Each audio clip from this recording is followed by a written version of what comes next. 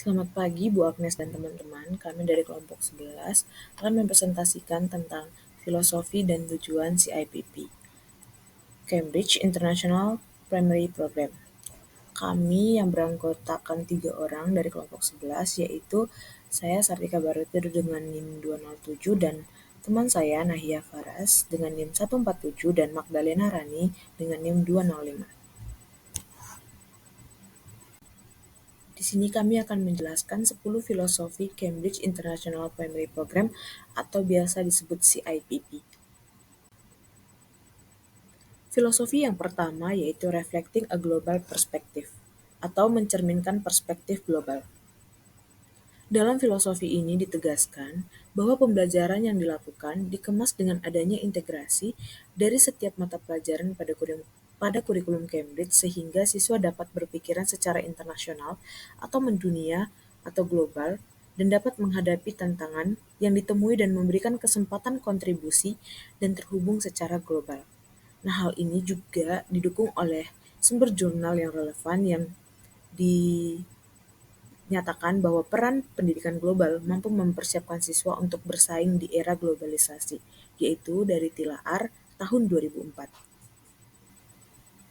Contohnya yaitu peristiwa menyebarnya COVID-19 yang tidak hanya menyerang negara Indonesia saja, bahkan ada beberapa negara sekalipun. Hal ini melibatkan tumbuhnya perspektif atau paradigma dari siswa tentang berbagai negara yang akan mematuhi aturan yang diberikan oleh pemerintah terkait konflik yang terjadi. Nah, dalam mata pelajaran ini juga bisa dikaitkan dengan pembelajaran sejarah di mana di dalam pembelajaran tersebut akan dibahas tentang Perang Dunia Kedua yang melibatkan beberapa negara. Jadi, siswa akan lebih aware terkait lingkungan sekitarnya dan juga orang lain. Filosofi yang kedua yaitu students learn in different ways at different rates, atau siswa belajar dengan berbagai cara dengan kecepatan yang berbeda. Nah, dalam filosofi ini ditegaskan bahwa setiap siswa itu memiliki kemampuan yang berbeda, begitupun gaya belajar yang menjadi kebiasaan siswa tersebut. Nah, hal ini memberikan waktu yang berbeda-beda juga antara siswa yang satu dan yang lainnya, sehingga siswa dapat mencapai pemahaman yang mendalam akan materi yang dipelajari seperti siswa lainnya. Nah, jadi setiap siswa itu pasti memiliki kemampuan yang berbeda. Ada yang mungkin bisa bermain musik, ada yang mungkin pintar dalam akademik. Jadi, setiap siswa itu punya bakat dan kemampuan yang berbeda di bidangnya masing-masing. Begitupun dengan gaya belajar siswa, ada yang belajar sambil mendengarkan musik ataupun belajar sambil melihat media secara langsung dan sebagainya. Jadi di sini itu siswa ketika diberikan pembelajaran atau diberikan materi pasti membutuhkan waktu yang berbeda dengan siswa lainnya, di mana ada siswa yang mungkin dapat paham ketika dijelaskan secara langsung atau ada siswa yang harus dijelaskan melalui media. Nah, penjelasan saya ini itu didukung oleh salah satu ahli, yaitu yang mengatakan guru perlu memberikan pendekatan yang membantu anak memahami pembelajaran yang menyesuaikan diri mereka. Nah, di sini dikatakan bahwa guru itu harus memberikan pendekatan untuk membantu siswa itu untuk menyesuaikan diri mereka gitu. Nah, Dunn, Budry, dan Klavas itu menekankan pentingnya mengakui perbedaan gaya belajar dan kemampuan individu dalam proses pembelajaran yang lebih efektif. Nah, di sini para ahli juga mengatakan bahwa setiap anak itu punya kemampuannya sendiri dan juga perbedaan gaya belajarnya. Nah, contohnya yaitu saat pembelajaran IPA, guru perlu melihat kemampuan siswa dan menentukan media atau pendekatan pembelajaran yang dibutuhkan siswa untuk memahami mata pelajaran tersebut. Nah, guru tidak bisa memberikan waktu yang sama antara setiap siswa.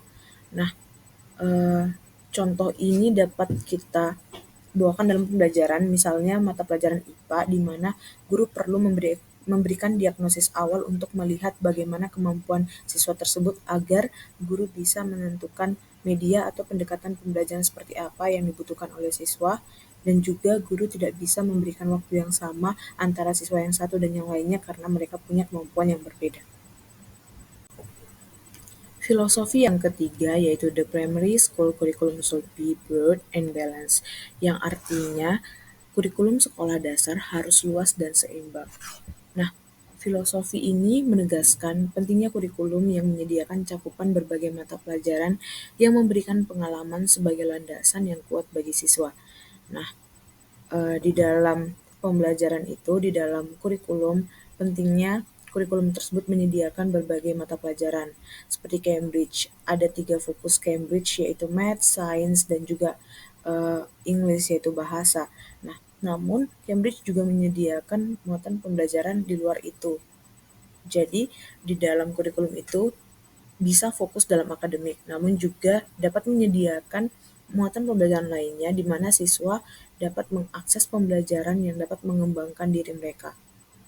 Nah, di sini itu untuk fokus pada muatan pembelajaran itu sangat diperbolehkan, namun siswa juga diberikan muatan pembelajaran yang lain agar siswa juga tahu bahwa dia punya bakat di bidang lain, bukan hanya di bidang akademik saja, atau bisa saja siswa punya bakat yang lebih dominan di kemampuan yang non-akademik sehingga siswa tidak merasa bodoh.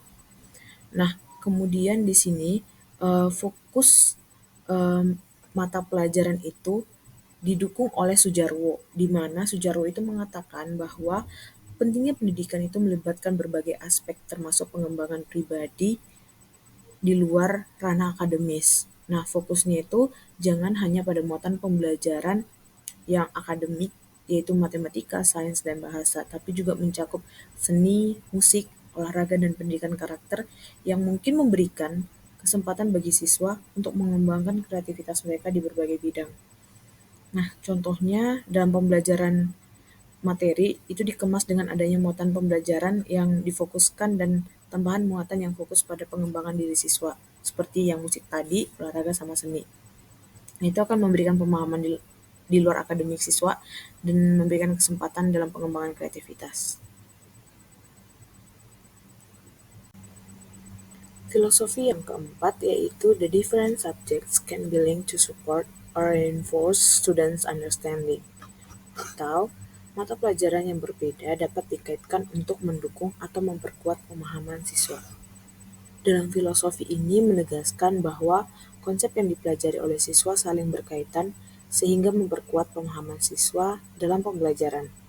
Nah, hal ini diartikan bahwa pendidikan global yang kompetitif dan inovatif dapat meningkatkan pemahaman siswa dengan mengintegrasikan berbagai mata pelajaran dan memperhatikan keterkaitan konsep. Nah, konsep yang saling terkait dalam pembelajaran itu dapat memperkuat pemahaman siswa, seperti dalam contoh tentang hubungan antar matematika dan seni rupa, diteliti oleh Oktarina tahun 2018. Nah, di sini saya menggarisbawahi terkait pemahaman kompetitif dan inovatif dan juga integrasi, di mana dalam filosofi ini itu konsep itu sangatlah penting untuk dipelajari oleh siswa agar memperkuat pemahaman mereka dalam pembelajaran, sehingga pendidikan global itu dapat secara kompetitif dan inovatif menghasilkan hal baru yang mengintegrasikan ke berbagai mata pelajaran. Jadi siswa itu belajar tentang keterkaitannya dari konsep satu ke konsep lainnya. Nah, contohnya itu dalam pembelajaran matematika. Nah, itu siswa dapat mempelajari tentang konsep perbandingan dan rasio. Kemudian menerapkan dalam pembelajaran seni rupa yang membuat lukisan seperti memperhatikan proporsi yang tepat. Nah, ini dapat membantu siswa memahami hubungan antara matematika dan seni serta menguatkan pemahaman mereka tentang konsep perbandingan dalam konteks yang berbeda. Jadi, siswa itu ketika ingin membaca pasti melewati tahapan-tahapannya seperti itu. Jadi, diajarin dulu tentang bagaimana cara mempelajari ini dan juga dikaitkan dengan hal lainnya agar dapat memperkuat pemahamannya. Baik, di sini saya akan lanjut menjelaskan mengenai filosofi kelima, yaitu personal, social, health, and environmental education is important. Atau yang jika kita artikan di sini menggunakan bahasa Indonesia adalah pendidikan pribadi, sosial, kesehatan, dan lingkungan adalah penting. Nah, menurut saya pribadi, filosofi ini menegaskan pentingnya pendidikan yang tidak hanya berfokus pada aspek akademik, tetapi juga memperhatikan perkembangan pribadi, sosial, kesehatan, dan kesadaran lingkungan siswa. Nah, dengan kata lain, pada kurikulum ini tidak hanya membekali anak dengan pengetahuan dan keterampilan akademik, tetapi juga membantu mereka mengembangkan nilai-nilai keterampilan sosial, kesehatan fisik dan mental yang baik, serta kesadaran terhadap isu-isu lingkungan. Pendidikan seperti ini bertujuan untuk membentuk individu yang seimbang secara menyeluruh. Nah, contoh konkretnya di sini, bisa kita gambarkan ketika ada seorang siswa yang memiliki permasalahan pada sikap disiplin dan nilai akademiknya rendah, guru tidak langsung menyimpulkan bahwa akibat dari akademiknya rendah hanya semata karena siswa yang tidak bersikap disiplin. Namun, guru memperhatikan bagaimana keseharian siswa tersebut, apakah siswa tersebut memiliki hubungan sosial yang baik dengan temannya, dan apakah siswa memiliki kepedulian akan lingkungan sekitarnya. Nah, jika semua aspek tersebut tidak ada, maka terlebih dahulu guru mencoba untuk memperbaiki aspek tersebut dan melihat perubahan pada akademik siswa tersebut. Filosofi yang keenam yaitu a positive attitude to lifelong learning should be fostered. Nah, jika kita translatekan ke dalam bahasa Indonesia, artinya yaitu sikap positif terhadap pembelajaran seumur hidup harus dipupuk. Menurut saya di sini, filosofi ini menegaskan pentingnya mengembangkan sikap positif terhadap pembelajaran di antara tiap anak dan mencakup minat yang berkelanjutan terhadap pembelajaran, motivasi intrinsik atau motivasi yang muncul dari diri sendiri, kemauan untuk terus belajar, dan kemandiriannya dalam mencari pengetahuan. Nah, pendidikan tidak hanya tentang mencapai tujuan tertentu, tetapi juga tentang proses pembelajaran yang berkelanjutan sepanjang hidup. Memupuk sikap positif terhadap pembelajaran seumur hidup dapat membantu siswa menjadi pembelajar yang lebih efektif dan adaptif atau mudah menyesuaikan dirinya kelak di masa depan.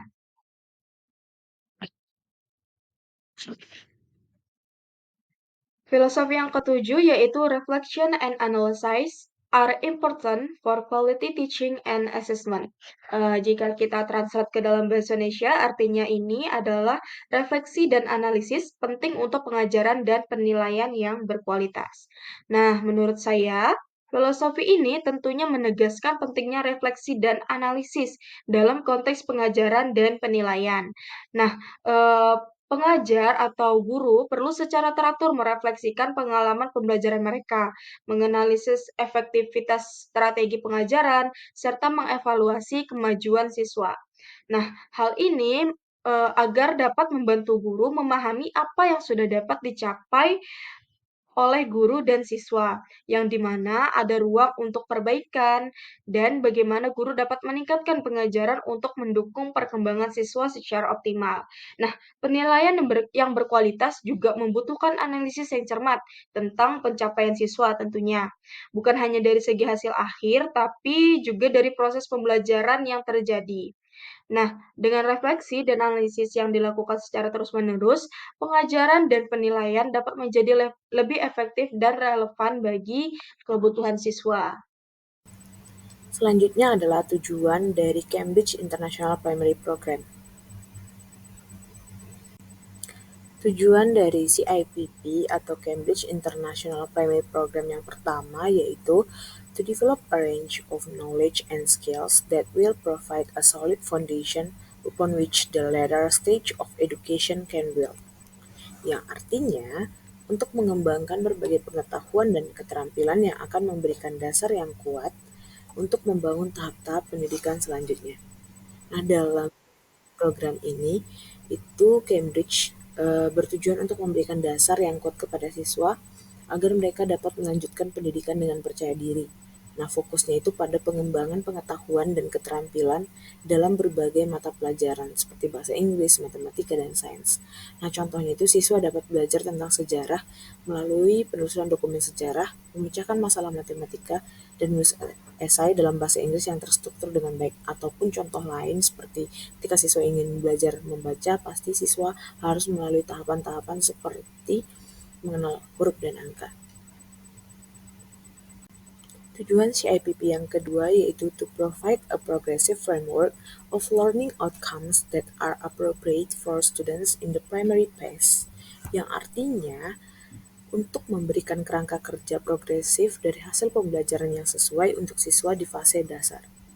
Nah, di sini CIPP menawarkan kerangka kerja yang memastikan kemajuan dalam hasil pembelajaran dan memungkinkan pemahaman yang mendalam sesuai dengan tahap perkembangan siswa. Nah, program ini nanti disesuaikan tingkat kesulitan dengan usia siswa dan memastikan pembangunan pemahaman secara progresif. Contohnya, dalam program ini siswa pada tingkat awal mempelajari konsep matematika dasar seperti penjumlahan dan pengurangan, lalu secara bertahap mengembangkan pemahaman mereka tentang geometri dan aljabar. Sama yang saya mention sebelumnya itu terkait tahapan-tahapan dalam pembelajaran siswa. Nah, siswa itu ingin diajarkan terkait membuat puisi misalnya. Nah, siswa itu harus tahu dulu bagaimana alur-alur dalam pembuatan puisi. Baik, di sini saya akan melanjutkan menjelaskan tujuan yang kelima, yaitu to reflect current of teaching and learning, including activities which reflect the styles in which students learn. Nah, jika kita translatekan menggunakan bahasa Indonesia, artinya di sini adalah untuk merefleksikan arus pengajaran dan pembelajaran, termasuk kegiatan yang mencerminkan gaya belajar siswa. Menurut saya pribadi, tujuan ini menekankan mengenai pentingnya refleksi terhadap proses pengajaran dan pembelajaran yang terjadi di kelas. Nah, melalui refleksi, pendidik dapat mengevaluasi efektivitas metode pengajaran yang digunakan, serta sejauh mana siswa mencapai tujuan pembelajaran yang diinginkan. Guru juga perlu memperhatikan gaya belajar siswa, yaitu cara mereka paling efektif dalam memahami dan mengelola informasi yang diberikan. Nah, ini bisa melibatkan berbagai pendekatan pembelajaran, seperti pembelajaran secara langsung dengan mengingat, atau biasa kita sebut sebagai visual, lalu belajar dengan mendengar, yang kita sebut biasanya dengan auditori, dan belajar dengan gerak dan emosi, atau biasa kita sebut sebagai kinestetik. Nah, dengan memahami gaya belajar anak, pendidik dapat menyesuaikan metode pengajaran dan kegiatan yang sesuai untuk memenuhi kebutuhan individual siswa sehingga memaksimalkan potensi belajar siswa. Lalu, tujuan yang terakhir yaitu to provide a positive educational experience for all students. Nah, jika kita translatekan ke dalam Indonesia, ini artinya untuk memberikan pengalaman pendidikan yang positif bagi semua siswa. Nah, tujuan ini menurut saya menekankan pada pentingnya menciptakan lingkungan pembelajaran yang inklusif, mendukung, dan positif bagi semua siswa. Nah, ini berarti mengakui keberagaman individu anak dan memastikan bahwa setiap anak merasa dihargai dan didukung dalam perjalanan pendidikannya. Hal ini tentunya dapat dicapai melalui berbagai cara, termasuk menciptakan suasana kelas yang ramah dan kolaboratif, memberikan umpan balik yang membangun, menyediakan kebutuhan belajar yang beragam untuk siswa, dan mengintegrasikan kegiatan yang menarik dan bermakna dalam pembelajaran sehari-hari. Nah, dengan memberikan pengalaman pendidikan yang positif, semua siswa dapat merasa termotivasi untuk belajar, mengembangkan rasa percaya diri, dan meraih potensi akademik serta pribadi siswa yang terbaik. Baik, selanjutnya saya akan menjelaskan terkait filosofi CIPP tentang formative assessment can be used to inform teaching and planning, atau yang sering dikatakan sebagai penilaian formatif dapat digunakan untuk menginformasikan pengajaran dan perencanaan, yaitu di sini dimaksud penilaian formatif bertujuan untuk memantau serta memperbaiki proses pembelajaran dan mengevaluasi apakah materi yang disampaikan dalam kelas telah sesuai dengan perencanaan awal atau materi yang disampaikan diterima dengan baik oleh peserta didik. Penilaian formatif ini juga dapat dilakukan sepanjang proses pembelajaran, dan dengan penilaian formatif ini, pendidikan dapat mengetahui hambatan yang dihadapi peserta didik dengan seperti itu guru dan peserta didik dapat mendapatkan umpan balik atau evaluasi, saran, serta kesimpulan. Selanjutnya, setelah mendapatkan umpan balik, maka guru dapat meningkatkan efektivitas dalam merencanakan dan melaksanakan pembelajaran agar sesuai dengan kebutuhan peserta didik ke depannya. Selanjutnya, ada external benchmark of student performance can be useful for reporting and planning, yaitu tolak ukur eksternal dapat membantu tanggung jawab guru kepada orang tua peserta didik yang dimana nantinya tolak ukur ini digunakan sebagai laporan hasil belajar anak selama di sekolah. Selain itu, dengan hal ini, orang tua dapat terlibat bekerja sama dengan guru bertujuan untuk memantau mendukung proses kemajuan belajar anak baik di sekolah maupun di rumah untuk merencanakan serta melaksanakan dalam meningkatkan kinerja siswa, atau biasanya juga bisa digunakan sebagai akreditasi.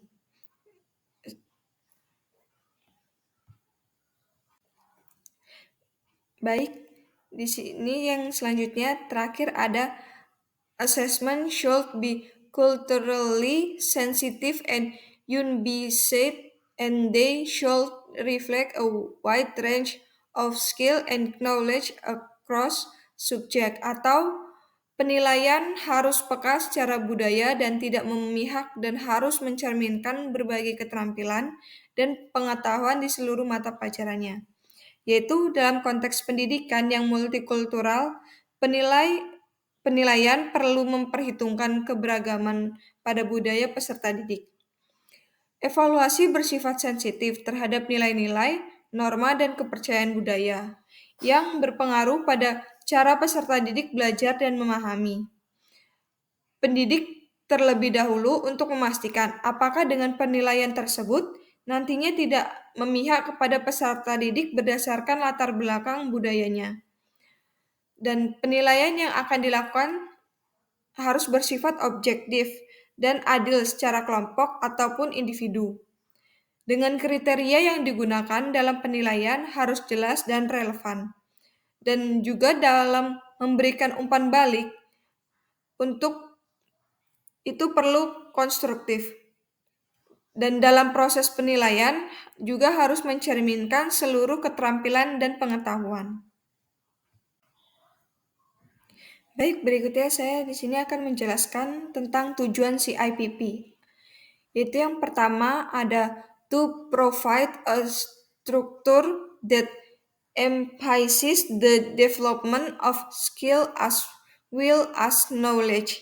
Yaitu pada tujuan ini berfokus pada bagaimana langkah penyediaan struktur mengembangkan keterampilan dan pengetahuan, yaitu struktur dalam penyusunan rencana pembelajaran.